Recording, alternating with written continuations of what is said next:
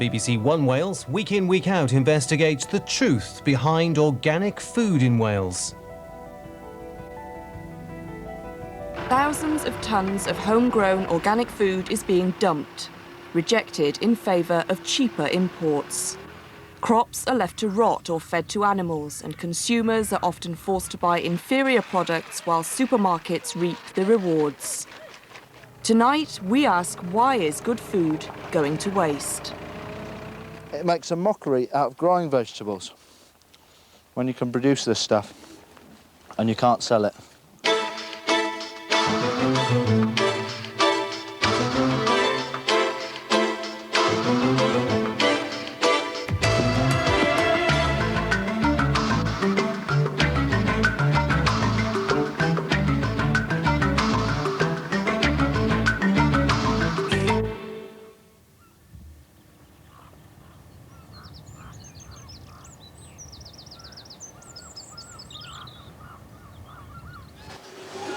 We pay big premiums for organic food, but does the slick marketing stand up to scrutiny? Tonight, we examine whether organic products really are any better for us than conventional food. And are the organic imports that fill our supermarket shelves threatening the very future of Welsh organic farming? The market intelligence that I received promised me jam today. There was a glowing future for organics. The edge has been taken off my cynicism, and it's more of a philosophical view now.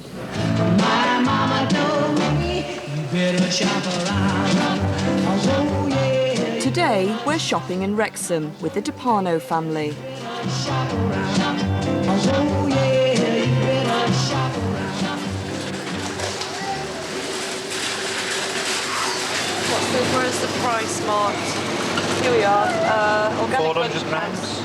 Yeah, 149. 149. We've got eggs, we've got mushrooms. Milk. Rocco DeParno and his wife Belinda are both unemployed. Caring for their 3 boys, the youngest Gino has autism, is a full-time job in itself. Rocco would like to buy the best, what he considers the healthiest and most nutritious food for his family. But prices are sky high. You normally pay 29 pence for 6. These organic eggs are £1.45. Yeah. So based on the things that you've seen today, would you ever, do you think, be able to feed your family on organic food? No, never. Why not? I couldn't afford it. My mama told me, you better shop around. No, go that way, Carlo, because we're going to the till. With the DeParno's help, we did a little experiment. We asked Belinda to do their normal shop while Rocco bought the same items from Tesco's organic range. The conventional food came to £7.63. The organics were nearly twice the price, £14.45. I've spent double on organic to what I would normally spend on the ordinary. I just couldn't afford to do it. This is the first and probably the last time I'll ever do it. Not unless I see prices coming down. Organic food will always be more expensive than conventional produce wherever you buy it. That's because the yields from organic farming are lower and the costs of production are higher. But the premium charged by some supermarkets, 64% on average and more than double for some products, are thought by many to be excessively high. I don't think the supermarket should make that much profit out of a person such as like me or anybody or any other family. Supermarket organics are not only more expensive, the price gap compared with other outlets has actually grown in the last 2 years. Research for the Soil Association has found that supermarkets are the most expensive of all organic retailers, and they have the smallest range of fresh produce. Researcher Anna Ross studied prices at Tesco, Waitrose and Sainsbury. She found that a typical basket of vegetables was 63% more expensive at Tesco than at a farm shop. I think that organic consumers need to make a commitment to shopping other than at a supermarket. If they shop at farmers' markets, if they have their organic vegetables delivered to their door via a box scheme, or if they find their local organic farm shop, then they will get a better quality, a higher range of fruit and vegetables and meat at relatively cheaper prices than at the local supermarket. Oh, what a beautiful morning! Oh, what a beautiful day! I got a beautiful feeling. Everything's going my way. Lletyr Cymro farm on the edge of Cardigan Bay. Karen Meredith and her partner Richard Powell went organic 3 years ago. It's getting harder and harder to make a decent living. We presume that once you're organic, you should be able to easily sell your product, but it's been a struggle all the way through. We've got a nearly 200-acre farm and we're not making any money. Producers like these have to sell through the supermarkets because that's where most people buy their food. But they feel they're not getting a fair price and they're becoming more and more frustrated. They suspect most of the profit goes directly to the supermarkets. The supermarket are charging the consumer almost 3 times what we're getting paid. It's not acceptable. During July, when these potatoes should have gone to the packing station, and the supermarkets were charging the consumer well over £1 a kilogram, and we get 35 pence, and that is the best price that they will pay us. Karen and Richard say the supermarkets wouldn't take their potatoes when they were ready, so they were left in the ground too long and were affected by wireworm. Now they have tons of potatoes rotting away in their fields because they don't meet the supermarket specifications. The supermarkets are just gaining all the way along, and the farmers are the ones at the bottom of the pile who are just left holding the rotten potatoes. We thought this was the future of farming, to go into organic farming and produce good healthy food, and we just get kicked in the teeth effectively. Out of the tree of life, I just picked me a plum. Matthew Fordham farms a few miles away near Newcastle Emlyn. You came along and everything started into hum. Still, it's a real good bet. The best is yet to come. His family has been farming in Ceredigion since the 1940s. 5 years ago, they decided organics were the future. There's nothing wrong with it. The supermarket probably won't take that. It's a labour of love, but it's also been a rocky ride. This one's fine. All right, I do like this one. They say they're throwing away nearly 40% of the vegetables they produce because they don't meet the supermarket's strict specifications. Vegetables are looked at from the supermarket's point of view in a superficial way, and that it's practically as if we're trying to put our vegetables on parade like a beauty pageant. That's not what organic vegetables are about. Vegetables are about health. Tons of the Fordham's potatoes, carrots and cabbages have been graded out, in other words rejected, because they're the wrong size, the wrong shape or have slight imperfections. If we're selling carrots, they may be slightly bent or forked. Well, the public don't have a choice because the supermarkets take that away from them. Vegetables that are imperfect, misshapen, too big or too small are sent back to the farm and used as fodder for the animals. It's all totally superficial. We're throwing away vegetables that taste just the same as the vegetables that you would buy in the supermarket. They just don't look the same.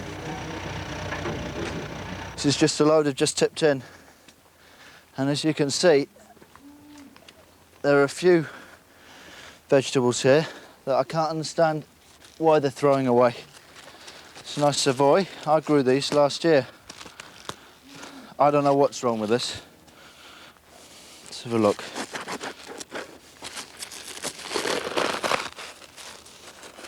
There isn't anything wrong with this. I'll prove it. It's perfect. It's perfect. There's nothing wrong with it. Got a white here. I know what's wrong with this. It's not big enough. It makes a mockery out of growing vegetables when you can produce this stuff and you can't sell it. There's nothing wrong with that. It's mad. Perfectly good tomatoes here as well. But I'll let the cows eat them. Come on, girls. Other way. Come on. Hope. Wales can grow very good vegetables, but the problem is that you're not even seeing half of what Wales can grow because most of it's in a cow's stomach by the time you've heard about it. That's the problem. The supermarket needs to be directly in touch with the grower, and they need to also give a proper commitment to the grower or the farmer so that we're not left high and dry. They have nothing to lose if they drop us, but we've everything to lose. They can make us and they can break us, and at the moment organic growers have been broken.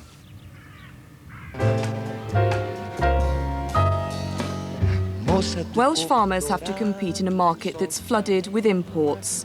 Safeway told us there was a shortage of UK organic produce, but they tried to sell local food where possible. But in this Aberystwyth store, we found potatoes from Portugal and cabbages from France, and only a handful of British vegetables. David Frost works as a consultant advising farmers who want to convert to organic. He used to be an organic grower himself and understands the problems local farmers face. He's not entirely comfortable about buying imported organic carrots. I'd like to know where the local carrots were grown if they weren't organic. And if I felt they were grown by a local farmer using traditional methods, I'd be pretty likely to buy those, I'm afraid, rather than the Israeli organic ones. But it is a tough call. We asked David's wife Barbara to do her normal shop at the Treehouse in the centre of town. It makes a virtue of using suppliers based within 15 miles of Aberystwyth and labels its goods local, Welsh, British or imported. Can I put this in the car now? I prefer this kind of food because I can choose it myself. I mostly know where it comes from. Eating local, seasonal product and whenever and wherever possible organic is actually a lifestyle. It's not about having to have everything all year round. It's not about being uniform. My mama told me, you better shop around. Tesco have a target of £1 billion worth of organic food sales by 2006.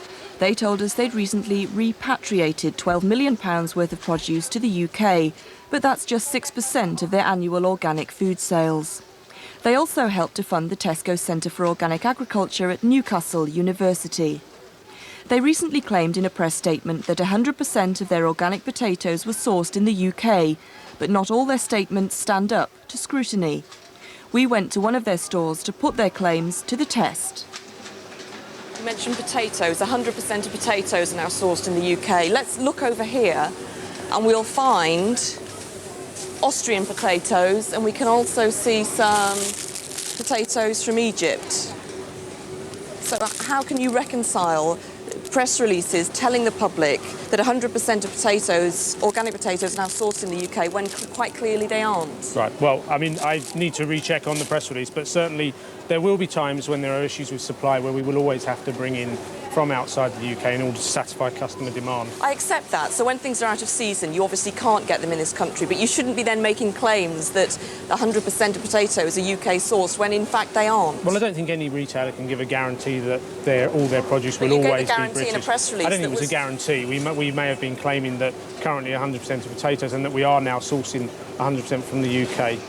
Tesco say they're frustrated that 80% of their organic produce is still imported.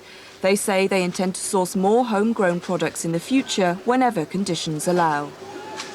It makes something of a mockery, doesn't it, of any pretence at a UK first policy when 80% of your organic produce is imported?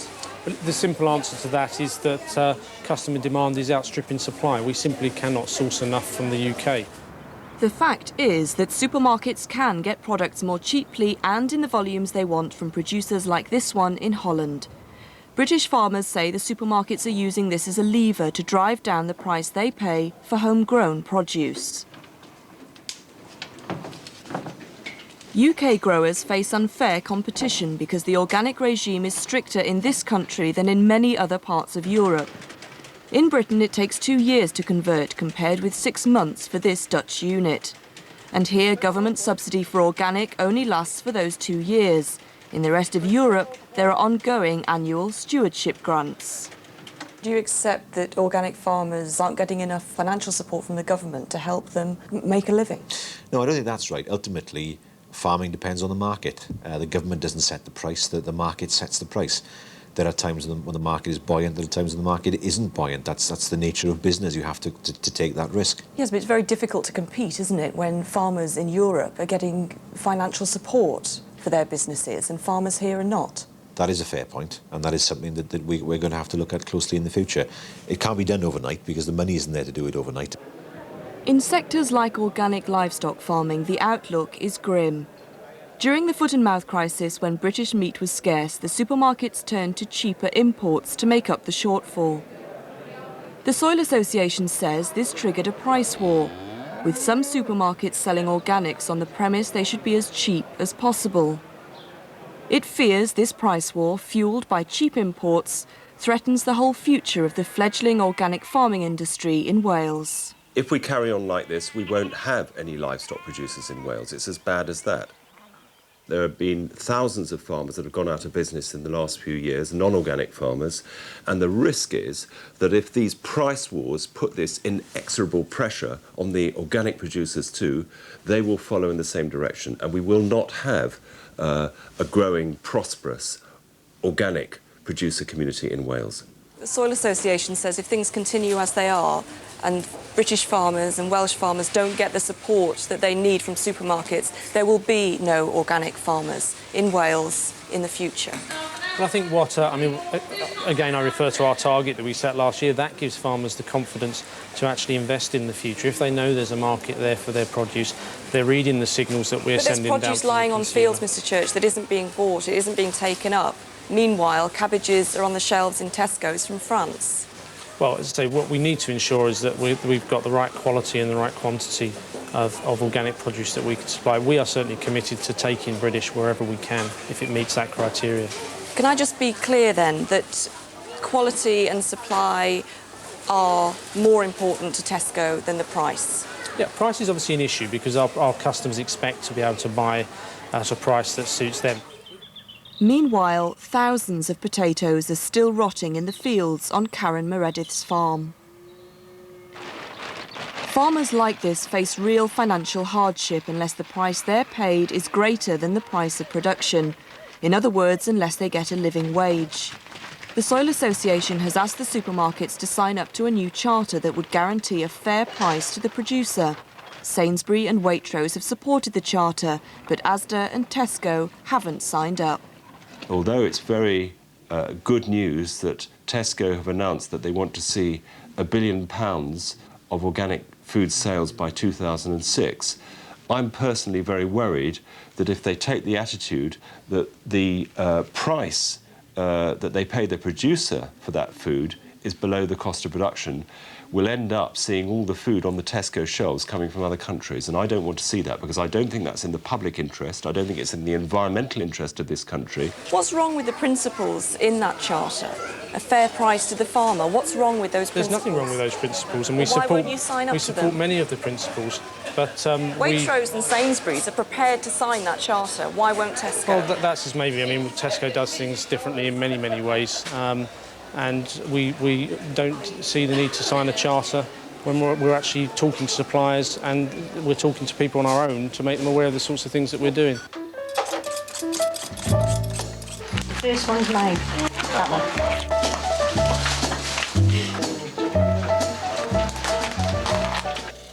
But when all's said and done, is organic food any tastier than conventional products?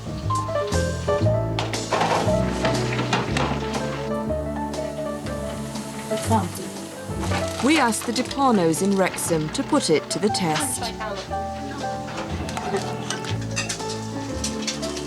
You've just finished your first organic meal then. What did you make of it? I like the eggs because it tasted different to the normal eggs we buy. I wasn't keen on the bacon. I'd sooner have ordinary back bacon. I suppose it could be just fancy food, really. Wop bam balloon bam bam bam bam to the boot. Oh, Despite the large sums the supermarkets have ploughed into marketing organic products, the Food Standards Agency says there's no evidence they're any safer or healthier than conventional food. There's no evidence that we can see that would say that organic food is more nutritious, is better for you than conventionally produced food. Obviously, that's something we need to look at. So we've been talking to the organic sector about what further research we could put in hand.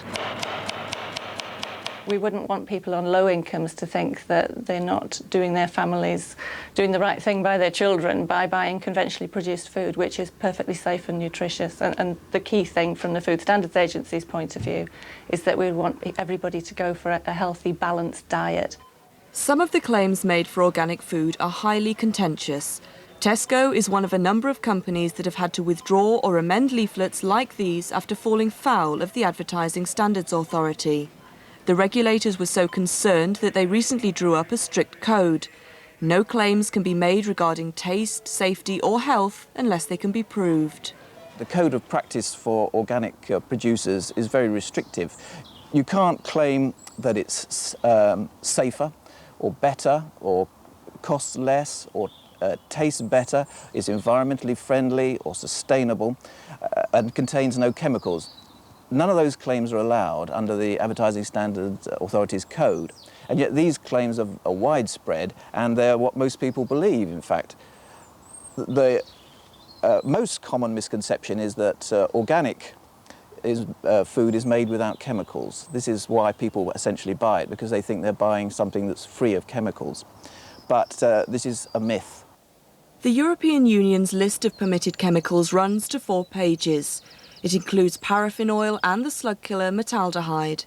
Another chemical used to prevent potato blight, copper sulfate, has been associated with cancer in vineyard workers. The EU now plans to phase it out. The fact is that most organic farmers do entirely avoid the use of all inputs, including the ones you've just mentioned. But the fact is that there are circumstances where farmers are licensed to use a very restricted range of inputs, and we're talking about a dozen or so compared to literally hundreds and hundreds of pesticides which are used in non-organic farming. You like potato, and I like potato. You like tomato, and I like tomato. Potato, potato, tomato, tomato. Let's call the whole thing off.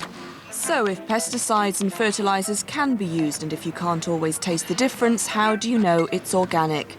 Products need an official stamp of approval from a certifying body such as the Soil Association. But there are 11 of these in the UK and the Republic of Ireland, and they don't all work to the same standards. Organic means different things to different people. These variations are at their starkest in the area of egg production. These hens are kept 9 to the square metre in a flock of 6,000, but they're still classed as organic. Their beaks have been trimmed to stop them pecking each other to death. Animal welfare groups think it's inhumane and the Soil Association doesn't allow it, but other certifying bodies do. If you go into a supermarket and you look for organic eggs, you'll find them, but you'll have great difficulty in finding Soil Association certified organic eggs because there are significant differences between our standards and those of the UK baseline, and most of the commercial egg producers have gone elsewhere for certification. What kind of message does that give to consumers? It's just a mishmash of standards, isn't it? I think that's right. I think the proliferation of certification organisations is a recipe for consumer confusion. There is currently a government consultation exercise going on about the future of national certification programmes, and we are strongly advising the government to change the system and to reduce the number of certifiers. There's even greater confusion over standards regarding imported foods, and because premiums on organic products are so high, the potential for fraud is ever present. Investigators in Germany have uncovered a £3 million swindle involving fake organic grain. Some of it was shipped to Britain. All the fraudster had done was obtain letterheads before faxing fake certificates to the buyers. Tony Blair's Rural Recovery Coordinator, Lord Haskins, told us he has real doubts about the authenticity of some imports. this organic food comes in very cheaply, and that's one of the reasons why one's suspicious about the credibility of the claim some of the imported organic food has. So definitely I have a lot of sympathy with the organic movement too, when they say, the British organic movement, when they say that really these standards should be verified much more completely than perhaps some of the supermarkets are doing at the present time. I agree with that. Come with us, run with us. We're gonna change the world. You be a... Despite the problems many Welsh organic producers have encountered, the National Assembly is still encouraging more farmers to convert. It set a target for 10% of agricultural production in Wales to be organic by 2005, and it helps to fund the Organic Centre Wales at Aberystwyth, which runs an advice line for would-be organic farmers. The man who runs the helpline, Philip Jones, is himself an organic dairyman who is struggling to make a living from farming. When Philip decided to convert, the price farmers were receiving for organic milk stood at 29 pence a litre, but the market has all but collapsed and he now gets 23 pence. Because of oversupply, some organically produced milk is now sold as conventional, hardly an encouragement for other farmers to convert. I'm providing them with information. They have to act upon that information as they interpret it. And again, everybody has to examine their bottom line. And they can do it in a more realistic way now than could I, because the market intelligence that I received promised me jam today. There was a glowing future for organics. Would you do the same thing again? Yes, because I've fallen in love with organics. How do they say? If you can get a farmer to convert his soil, then ultimately you will convert his heart. And I think that's happened with me. I just get more of a buzz out of it. But it hasn't converted your bank balance? It hasn't improved that significantly, no. The National Assembly's target of 10% organic by 2005 was set in 1999. So far, Welsh farming is only 3% organic, some way off that 10% goal. But the Rural Affairs Minister is still sticking to his target. We see the target as achievable at this stage, but it is a tough target, and we are heavily dependent on a number of external factors. She was a very sensitive woman, but she did that, I remember. Tony Blair's Rural Recovery Coordinator, Lord Haskins, doesn't share that optimism. He thinks the organic sector has pitched its hopes too high. Has been lost to it. My reservation is they would be too ambitious, and they're hoping that they could create an organic market much bigger than I think it can be. I'd be amazed if the organic market ever grew to 10%. I think it's more likely to be around 5 or 6%. If the supply to the market is in excess of demand, and if a lot of farmers are persuaded into that market, it is all going to end in tears. But it is true to say that the organic market at the moment has plateaued. It's done that before, but certainly the demand is still there for the future, I believe. But it's not enough, is it, for the Assembly to encourage conversion and then virtually leave farmers high and dry? Well, inevitably farmers must take a commercial decision. What politicians can't do is make commercial decisions for farmers. Now, organic is one route. The Fordhams made their decision and took the organic route, hoping it would help secure a brighter future. They're still firm believers in the organic ideal, but so far it has brought hours of toil and a bitter harvest. Until I can see a more stable climate and people being more readily available to buy the whole product, I won't carry on growing. If conventional farmers considering organic conversion now see the amount of hard work that goes into it with lack of reward, I totally understand why they wouldn't want to change. There has to be more help from the supermarkets, and the public need to be aware of what's going on.